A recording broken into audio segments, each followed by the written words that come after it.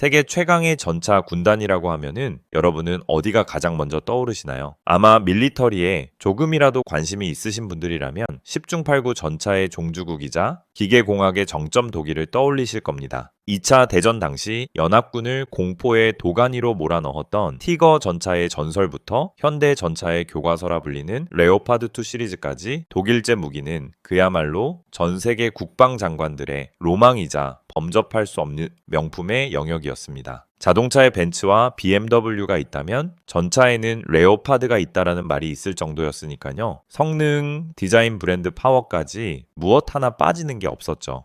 모든 밀리터리 덕후들의 꿈이자 서방 세계를 지키는 든든한 방패라고 믿어 의심치 않았습니다. 하지만 영원할 것 같았던 이 독일제 명품 신화는 2022년 2월 24일 러시아가 우크라이나 국경을 넘는 순간 산산조각이 나고 말았습니다. 전쟁이라는 냉혹한 현실 앞에서 그토록 화려했던 명품의 치명적인 단점이 드러난 것입니다. 바로 시간과 물량이었습니다. 유럽 전역이 전쟁의 공포에 휩싸였을 때 동유럽의 최전선 폴란드는 다급하게 독일에게 손을 내밀었습니다. 러시아가 쳐들어오기 직전이다. 우리를 지켜줄 전차를 팔아달라. 돈은 얼마든지 주겠다. 상식적으로 생각하면 독일에게는 절호의 기회였습니다. 자국의 무기 성능을 과시하고 막대한 돈을 벌 수 있는 기회였죠. 하지만 돌아온 독일의 대답은 충격적이었습니다. 미안하지만 지금 주문하면 빨라야 2030년 뒤에나 받을 수 있습니다. 당장 내일이라도 적의 탱크가 국경을 넘을지 모르는데 5년 아니 8년을 기다리라는 건 사실상 그냥 죽으라는 소리나 다름없습니다. 도대체 왜 이런 일이 벌어졌을까요? 지난 30년간 유럽은 평화라는 달콤한 마약에 취해 있었습니다. 소련이 붕괴하고 냉전이 끝나자 유럽 국가들은 앞다투어 국방비를 줄이고 무기 공장의 문을 닫았습니다. 더 이상 대규모 전면전은 없다는 착각 속에 라인강의 기적을 이끌었던 독일의 군수 공장들은 멈춰섰고 숙련된 엔지니어들은 떠났습니다. 심지어 독일군조차 자신들의 전차가 제대로 굴러가는지 확신하지 못하는 상황이 되어버린 겁니다. 이게 얼마나 심각한 상황이었냐면 나토의 핵심 국가들조차 창고를 열어보니 탄약이 텅텅 비어 있었던 것입니다. 고강도 전투가 벌어지면 155mm 포탄 재고가 고작 2, 3mm면 바닥난다는 충격적인 보고서까지 나왔으니까요. 심지어 유럽연합이 부랴부랴 에이셉이라는 거창한 계획을 세워서 포탄 연간 200만 발을 생산하겠다라고 큰소리쳤지만 결과는 처참했습니다. 2025년 기준으로 목표치의 65%인 130만 발에 그쳤습니다. 돈이 있어도 공장이 없어 무기를 못 만드는 상황. 이것이 바로 평화 배당금의 역설이었습니다. 절체절명의 위기 상황. 폴란드의 선택지는 지구상에 딱 하나뿐이었습니다. 독일보다 성능은 확실하고 무엇보다 당장 내일이라도 전차를 항구에 가져다 줄 수 있는 유일한 나라, 바로 대한민국이었습니다. 그리고 곧이어 전 세계가 경악할 만한 기적 같은 일이 벌어집니다. 독일도, 미국도, 프랑스도 다들 물리적으로 불가능하다고 고개를 저을 때 계약 도장에 잉크도 마르기 전에 최신형 전차와 자주포를 찍어내서 불과 3개월 만에 폴란드 항구에 쫙 깔아버린 미친 나라가 등장한 것입니다. 나토 사령관들이 입을 다물지 못하고 전 세계 방산업계가 경악을 금치 못했던 이 사건, 도대체 한국은 어떻게 그 깐깐하다는 유럽의 안방을 점령하고 단숨에 세계 4대 방산 강국으로 우뚝 설 수 있었을까요? 오늘 영상은 단순히 국뽕에 취하자는 이야기가 아닙니다. 반도체를 잇는 대한민국의 차세대 먹거리, 수백조 원 규모의 잭팟이 터지고 있는 K방산의 냉철한 경제적 가치와 그 속에 숨겨진 승리의 방정식을 낱낱이 파헤쳐 드리겠습니다. 본격적인 이야기에 앞서 구독과 좋아요 부탁드립니다. 여러분의 응원이 제가 더 깊이 있는 경제 이야기를 만드는데 정말 큰 힘이 됩니다. 이야기의 시작은 2022년으로 거슬러 올라갑니다. 러시아의 우크라이나 침공은 전 세계 그 중에서도 유럽에게는 거대한 충격을 안겨주었습니다. 특히 폴란드의 공포는 상상을 초월했습니다. 폴란드는 역사적으로 수없이 많은 침략을 당해온 나라입니다. 독일과 러시아 사이에 끼어 나라가 지도에서 지워진 적도 있었죠. 그런 폴란드에게 러시아의 서지는 실질적인 생존의 위협이었습니다. 만약 우크라이나가 무너진다면 푸틴의 다음 타겟은 10중 8구 폴란드가 될 것이 뻔했기 때문입니다. 폴란드는 국가의 존망을 걸고 전면적인 재무장을 선언합니다. GDP의 4% 이상을 국방비에 쏟아붓겠다며 기존에 가지고 있던 낡은 소련제 무기를 전량 우크라이나에 지원하고 그 빈자리를 최신 서방제 무기로 채우겠다는 야심찬 계획을 세웁니다. 폴란드가 가장 먼저 찾아간 곳은 당연히 옆나라 독일이었습니다. 독일은 유럽연합의 맹주이자 전통적인 우방국이고 무엇보다 세계 최강의 전차 레오파드2를 보유한 나라였으니까요. 하지만 전쟁은 이 신화를 무참히 깨버렸습니다. 첫 번째 충격은 우크라이나 전장에서 들려왔습니다. 2023년 봄 서방 세계의 기대를 한몸에 받으며 우크라이나에 도착한 전차들 하지만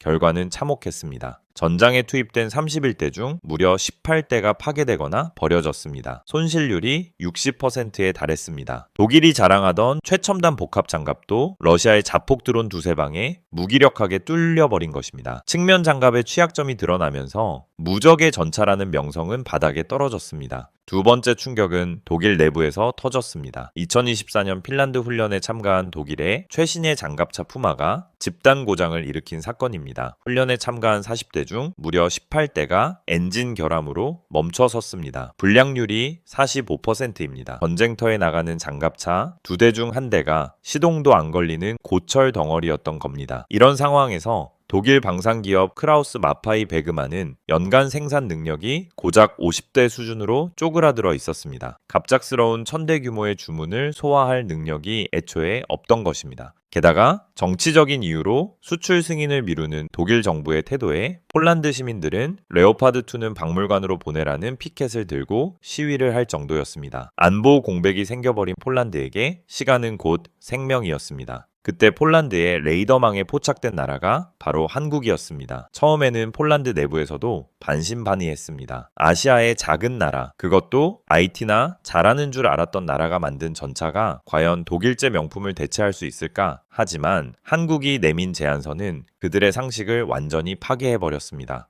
원하는 만큼 즉시 공급 가능합니다. 성능은 독일제와 동등하거나 그 이상입니다. 그리고 무엇보다 우리는 기술을 이전하고 현지 공장까지 지어드리겠습니다. 독일은 전차를 팔겠다고만 했지만 한국은 전차를 만드는 능력을 통째로 주겠다고 한 것입니다. 이건 단순한 무기 거래가 아니라 혈맹 수준의 파트너십 제안이었습니다. 폴란드 국방부 장관 마리우시 부아슈차크는 주저없이 한국행 비행기에 몸을 실었습니다. 그리고 그가 경남 창원의 한화에어로스페이스와 현대로템 공장에서 목격한 광경은 전율 그 자체였습니다. 24시간 쉴 새 없이 돌아가는 컨베이어 벨트 위로 막 조립을 마친 K2 흑표 전차와 K9 자주포가 쏟아져 나오고 있었던 것입니다. 유럽의 공장들이 워라벨을 외치며 주 4일제를 논할 때 휴전국가 대한민국은 지난 70년간 북한이라는 주적과 대치하며 매일매일 전쟁을 준비해 왔습니다. 폴란드는 그제야 깨달았습니다. 우리가 찾던 진짜 파트너는 바로 여기였다. 2022년 7월 폴란드는 한국과 총 124억 달러 우리 돈으로 약 17조 원에 달하는 초대형 무기 도입 계약을 체결합니다. K2 전차 1000대, K9 자주포 672문, FA50 경공격기 48대, 천무다연장 로켓 288문, 단일무기 수출 계약으로는 대한민국 역사상 최대 규모이자 전 세계 방산 시장을 통틀어 봐도 유례를 찾기 힘든 메가딜이었습니다. 더 놀라운 건 그 다음이었습니다. 계약 체결 불과 4개월 만인 12월 초도 물량인 K2 전차 10대와 K9 자주포 24문이 폴란드 그디니아 항구에 도착한 것입니다. 통상적으로 무기 계약 후 인도까지는 최소 2-3년이 걸립니다. 하지만 한국은 3개월 만에 해냈습니다. 한국군이 쓰려던 물량을 먼저 뺏어 보내주는 결단력, 그리고 밤을 새워서라도 납기를 맞추는 한국 특유의 빨리빨리 문화가 만든 기적이었습니다. 이때 재미있는 일화가 있습니다. 당시 안제이 두다 폴란드 대통령이 직접 한국까지 마중을 나갔는데 이를 두고 일부에서는 정치적 쇼 아니냐고 했습니다. 하지만 폴란드 입장에서 이 무기들은 단순한 기계가 아니었습니다. 국가의 생존을 보장해주는 일종의 토템과도 같았습니다. 국민들에게 우리는 이제 안전하다는 것을 눈으로 보여줘야 했기에 대통령이 직접 나갈 수밖에 없던 겁니다. 독일에서는 상상도 할 수 없는 속도전, 이 사건은 전 세계 방산업계에 강력한 메시지를 던졌습니다. 이제 세계의 무기고는 미국도 독일도 아닌 대한민국이다. 그렇다면 성능은 어떨까요? 사실 K2 흑표 전차가 여기까지 오는 길은 결코 순탄하지 않았습니다. 특히 전차의 심장이라 불리는 파워팩, 즉 엔진과 변속기 문제로 우리는 무려 10년 가까이 독일에게 서름을 당해야 했습니다. 이 이야기를 빼놓고는 K방산을 논할 수 없습니다. 합니다. 원래 K2 전차를 개발할 때 우리는 독일제 파워팩을 수입해서 쓸 계획이었습니다. 워낙 독일제 엔진이 성능이 좋기로 유명했으니까요. 그런데 막상 양산을 하려고 보니 독일 정부가 딴지를 걸기 시작합니다. 수출 승인을 안 내주거나 기술 이전을 거부하면서 사실상 한국 전차의 목줄을 쥐고 흔든 것입니다. 심장이 없는 전차는 고철 덩어리에 불과합니다. 당시 한국의 연구진들은 피가 마르는 심정이었습니다. 독일 기술자들에게 굽신거리며 사정해도 돌아오는 건 냉소뿐이었습니다. 이때 대한민국 개발진들은 피눈물을 흘리며 결심합니다. 더럽고 치사해서 못해 먹겠다. 우리가 직접 만들고 만다. 국산 파워팩 개발 수천 번의 실패와 시행착오 끝에 결국 대한민국은 세계에서 세 번째로 1500마력급 전차 엔진을 독자 개발하는데 성공합니다. 만약 우리가 그때 포기하고 계속 독일제 엔진에 의존했다면 어떻게 됐을까요? 지금처럼 폴란드에 1000대를 팔겠습니다 하고 큰 소리 칠 수 있었을까요? 아마 독일이 엔진 수출 승인을 안 해줘서 단 한 대도 못 팔았을 겁니다. 위기가 기회가 된 것입니다. 완전한 기술적 독립을 이뤄냈기에 우리는 누구의 눈치도 보지 않고 원하는 나라에 원하는 만큼 무기를 팔 수 있게 된 것입니다. 이제 기술적인 이야기를 좀 더 깊게 해보겠습니다. 독일제 레오파드2와 한국의 K2 흑표 결정적인 차이가 무엇이었을까요? 바로 중량과 자동 장전 장치입니다. 독일의 레오파드2 A8이나 미국의 에이브럼스 전차는 덩치가 엄청나게 큽니다. 무게가 무려 70톤에 육박하죠. 평야지대가 많고 도로가 잘 닦인 서유럽에서는 문제가 없습니다. 하지만 폴란드와 동유럽은 다릅니다. 늪지대가 많고 다리들이 낡아서 70톤짜리 전차가 지나가면 다리가 무너질 위험이 큽니다. 반면 K2 흑표는 55톤입니다. 산악 지형이 많은 한국의 환경에 맞춰 경량화와 기동성에 올인했기 때문입니다. 폴란드 입장에서는 자국의 다리를 건널 수 있는 유일한 최신형 전차가 바로 K2였던 겁니다. 또한 K2의 반능동 유기압 현수 장치는 타의 추종을 불허합니다. 쉽게 말해 전차가 무릎을 꿇거나 일어설 수 있다는 뜻입니다. 차체를 앞뒤 좌우로 자유자재로 기울일 수 있어서 산비탈에 숨어서 포신만 내놓고 아래쪽에 적을 공격하거나 낮은 자세로 납작 엎드리는 것이 가능합니다. 우크라이나의 악명 높은 진흙탕 라스푸티차를 보며 폴란드는 확신했습니다. 그 끈적한 진흙탕에서 살아남을 수 있는 건 무겁고 둔한 독일 전차가 아니라 날쌘 돌이 한국 전차다. 그리고 또 하나 결정적인 차이가 바로 자동 장전 장치입니다. 독일과 미국 전차는 아직도 사람이 직접 포탄을 장전합니다. 그래서 전차 승무원이 4명입니다. 조종수, 포수, 전차장, 그리고 탄약수.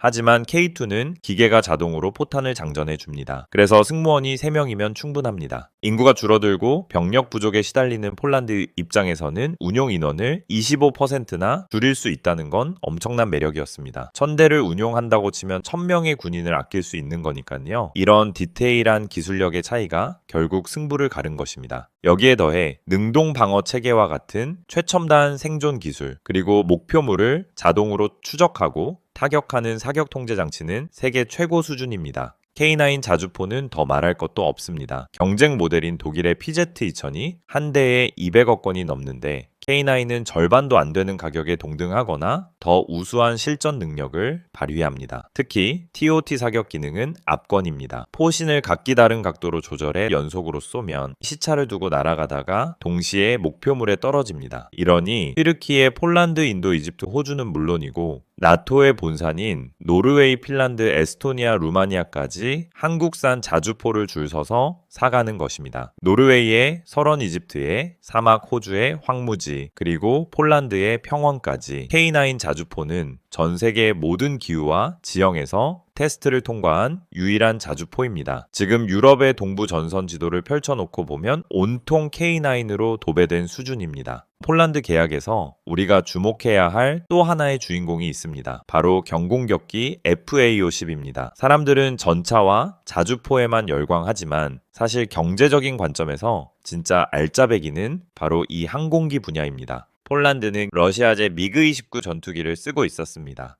하지만 부품 수급도 안 되고 성능도 떨어져서 골머리를 앓고 있었죠. 그렇다고 미국의 최신형 스텔스기 F-35를 사자니 한 대에 1000억 원이 넘고 주문해도 10년 뒤에나 받을 수 있었습니다. 이 틈새 시장을 정확하게 파고든 게 바로 한국의 FA50입니다. FA50은 로키드 마틴의 기술 지원을 받아 만든 T-50 훈련기를 기반으로 합니다. 즉 미군 전투기와 호환성이 거의 100%라는 뜻입니다. 폴란드 조종사들이 FA-50으로 훈련하면 나중에 F-16이나 F-35로 넘어갈 때 적응 기간이 확 줄어듭니다. 게다가 가격은 절반 수준인데 성능은 훌륭합니다. 지금 당장 급한 불을 꺼야 하는 폴란드 입장에서는 가성비도 좋고 빨리 나오며 미군 무기와 호환까지 되는 FA-50 말고는 대안이 없던 것입니다.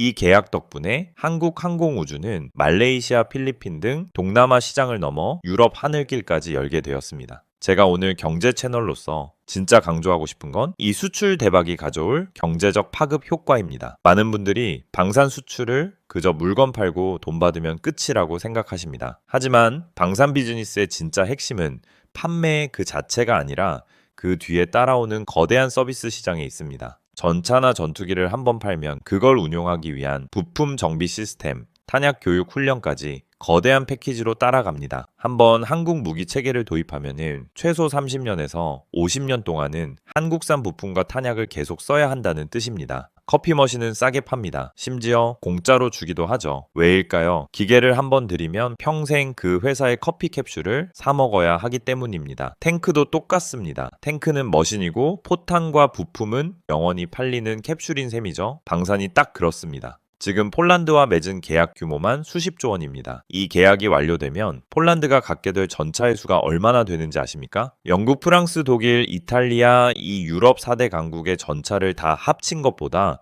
폴란드 한 나라의 전차가 더 많아집니다. 말 그대로 폴란드가 유럽의 유일한 탱크 군단이 되는 건데 그 탱크의 대부분이 바로 메이드 인 코리아라는 사실입니다. 이건 시작일 뿐입니다. 전차는 굴러가는 순간부터 부품이 마모됩니다. 엔진 오일도 갈아줘야 하고 궤도도 바꿔줘야 합니다. 앞으로 30년간 유지보수 MRO로 들어올 돈까지 합치면 그 액수는 판매가의 두세 배까지 늘어납니다. 게다가 탄약은 소모품입니다. 한국은 전차만 파는 게 아니라 그 전차가 쏘아야 될 포탄까지 함께 팔고 있습니다. 이 거대한 후속 군수지원 시장을 한국 기업들이 독점하게 되는 것입니다. 특히 폴란드 2차 계약에는 현지에서 전차를 직접 생산하고 정비할 수 있는 MRO 센터 구축이 포함되어 있습니다. 이는 폴란드가 유럽 내 한국 무기의 허브가 된다는 뜻입니다. 앞으로 루마니아, 슬로바키아 등 주변국들이 한국 무기를 사게 되면 수리는 폴란드에 있는 한국 센터에서 받게 되는 구조죠. 완벽한 K방산 생태계가 유럽 한복판에 만들어지는 것입니다. 이 돈이 어디로 갈까요? 창원의 공장으로, 울산의 조선소로, 그리고 전국의 수천 개 협력 업체로 흘러 들어갑니다. 조선업이 10년 만에 슈퍼사이클을 맞이했듯이 방산업계에도 거대한 낙수 효과가 시작된 것입니다. 과거에는 정부 예산만 바라보던 방산 기업들이 이제는 당당하게 달러를 벌어오는 수출 역군이 되었습니다. 스톡홀름 국제평화연구소에 따르면 한국의 세계 무기 수출 점유율은 불과 몇 년 전 0.9%에서 최근 2%대를 돌파하며 세계 10위권 안으로 진입했습니다. 현대로템, 한화에어로스페이스, LIG넥스원 이들 기업의 주가가 연일 신고가를 갱신하는 건 단순한 테마가 아닙니다. 실체 없는 기대감이 아니라 실제로 공장을 24시간 풀가동하고 수주 잔고가 몇 년치나 쌓여있는 진짜백이 실적주라는 사실을 기억하셔야 합니다. 또한 규모의 경제도 무시할 수 없습니다. 한국군은 이미 K2 전차와 K9 자주포를 수백 수천 대 운용하고 있습니다. 여기에 폴란드 수출 물량 1000대가 더해집니다. 생산량이 늘어나면 당연히 대당 단가는 낮아집니다. 가격 경쟁력이 더 강해지는 거죠. 반면 1년에 고작 50대 만드는 독일 전차는 가격이 계속 오를 수밖에 없습니다. 시간이 지날수록 한국 무기의 경쟁력은 더 강력해지는 구조. 이것이 바로 경제학에서 말하는 경제적 해자입니다. 누군가는 말합니다. 사람 죽이는 무기 팔아서 돈 버는 게 자랑이냐고 도덕적인 비판을 하기도 합니다. 하지만 냉혹한 국제 정세 속에서 평화는 힘이 있을 때만 지켜지는 법입니다. 러시아 우크라이나 전쟁이 우리에게 준 교훈은 명확합니다. 스스로 지킬 힘이 없는 나라는 언제든 침략의 대상이 될 수 있고 동맹국이 도와주고 싶어도 생산 능력이 없으면 도울 수 없다는 사실입니다. 과거 6.25 전쟁 당시를 기억하십니까? 소총 한 자루 탱크 한 대 만들지 못해서 맨몸으로 적의 탱크에 맞서야 했던 미군의 원조가 끊기면 당장 밥 굶는 것을 걱정해야 했던 가장 가난한 나라. 그랬던 대한민국이 불과 반세기 만에 이제는 반대로 자유진영의 무기고가 되어 유럽을 지키고 있습니다. 독일도 프랑스도 심지어 미국조차 감당하지 못한 공급 부족의 구멍을 대한민국의 밤낮 없는 열정과 제조업 노하우가 메워주고 있는 것입니다. 이것은 단순한 돈벌이 이상의 의미를 가집니다. 대한민국의 국격이 올라가고 국제사회에서 외교적 발언권이 강해진다는 뜻입니다. 이제 유럽의 어떤 나라도 한국을 변방의 작은 나라라고 무시하지 못합니다. 자신들의 안보를 책임지는 핵심 파트너이기 때문입니다. 물론 장밋빛 미래만 있는 건 아닙니다. 유럽연합이 유럽 무기는 유럽에서 만들자며 견제를 시작했고 미국 트럼프 행정부도 자국 우선주의를 강화하고 있습니다. 하지만 분명한 건 한국은 이번 폴란드 잭팟을 통해 돈보다 더 귀한 실전 데이터와 트랙 레코드를 얻었다는 겁니다. 이건 돈 주고도 못 사는 자산입니다. 한국 무기는 실전에서 검증된 무기라는 타이틀을 얻었기에 앞으로의 경쟁에서도 충분히 승산이 있습니다. 더 고무적인 것은 이게 끝이 아니라는 겁니다. 한국은 이미 차세대의 전차 K3 그리고 한국형 전투기 KF-21 보라매까지 준비하고 있습니다. 지상군을 넘어 하늘길까지 K방산이 열어젖힐 날이 머지않았습니다. 반도체가 한국 경제를 지탱해온 지난 30년이었다면 앞으로의 30년은 K방산이 그 바통을 이어받을 가장 강력한 후보입니다. 세계 4대 방산 강국 진입, 이것은 더 이상 꿈이 아니라 눈앞에 다가온 현실입니다. 지금 이 순간에도 전 세계의 하늘과 땅 바다에서 대한민국의 기술력이 평화를 지키고 있습니다. 위기 속에서 기회를 만들어낸 한국 방산 기업들의 집요함에 박수를 보내며 오늘의 분석이 여러분의 투자와 경제적 통찰에 도움이 되었기를 바랍니다. 여러분의 성공 투자를 응원합니다. 감사합니다.